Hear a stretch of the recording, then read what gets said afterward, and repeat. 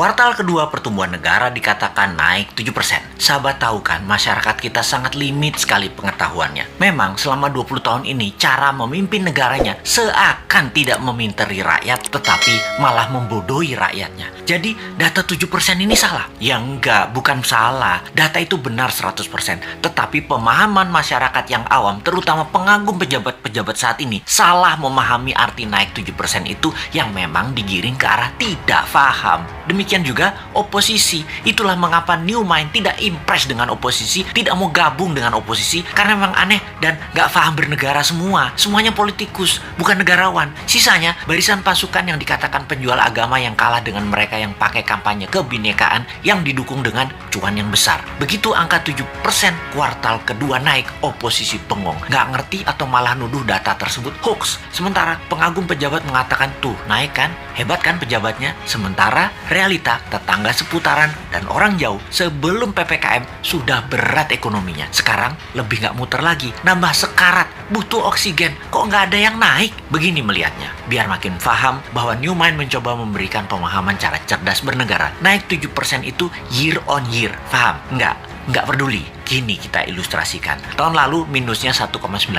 Tahun ini minusnya 1,7%. Naik dari minus 1,9% ke 1,7% itu naik sekian persen. Betul kan? Ya betul, naiknya begitu kira-kira. Bukan dari 1,9 minusnya total lompat plus 7%. Ya bukan begitu. Jadi data tidak salah. Cuman demi populerisme, kayak artis gitu deh. Nggak boleh terlihat jelek, jadi diambillah mengemasnya dari sisi positif. Itu tidak salah. Yang salah adalah pemahaman banyak orang yang terus dipolitisasi. Mangkel deh 20 tahun ini nggak dewasa-dewasa juga bernegaranya. Lebih mangkel lagi, kenapa setiap masalah pejabat yang ditugaskan dia lagi. Ini menunjukkan apa? Tidak ada yang mampu, atau dia tidak paham mengelola, atau manajerialnya lemah, atau dia memiliki gaya kepemimpinan yang lain, yaitu gaya kepemimpinan yang menugaskan anak buah, dan kalau anak buah salah, anak buahnya yang disalahin karena ketidakmampuan tersebut. Posisinya kayak menang, kayak raja. Kalau kayak gini ini bukan leader yang baik. Kalau di perusahaan ya, seorang direktur memanggil 5 manajer di bawahnya dan menugaskan masing-masing departemen harus untung, harus membuat profit. Bayangin, buat profit itu kalau di perusahaan. Kalau menteri mah nggak buat profit, hanya menyelesaikan masalah non cash. Harusnya gampang ya. Lalu manajer tadi tidak ada yang menghasilkan profit. Direksi tadi marah-marah. Kenapa? Target tidak tercapai. Manajer balik lagi kerja, nambah runyam, bukan nggak profit malah rugi. Direksinya nambah marah-marah. Ketika laporan ke pemegang saham, direksi mengungkapkan kinerja manajernya. Entah bagaimana, mungkin karena shareholdernya bukan orang pintar juga, mereka banyak yang setuju memang manajernya yang nggak bisa kerja, setuju dengan direksi. Di sisi shareholder, ada shareholder yang minoritas yang mengatakan bukan, itu direkturnya yang tidak bisa mengajarkan manajernya, tidak directed leader, tidak berpengalaman bisnis multinasional, memang dia yang tidak mampu.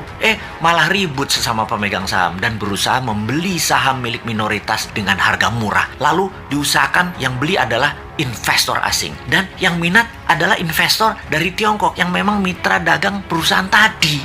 Sudahlah, itu hanya ilustrasi, capek kita balik ke pokok awal tadi. Lalu sektor mana yang naik? Sektor yang dipegang oligarki, yang memang hanya 3% mereka itu, tapi mengendalikan 70% ekonomi. Wis, ngerti ya ilustrasinya ya? Sudah, sana berantem lagi. New Mind mah nonton aja, habis kita dianggap wong bodoh, padahal bodoh beneran.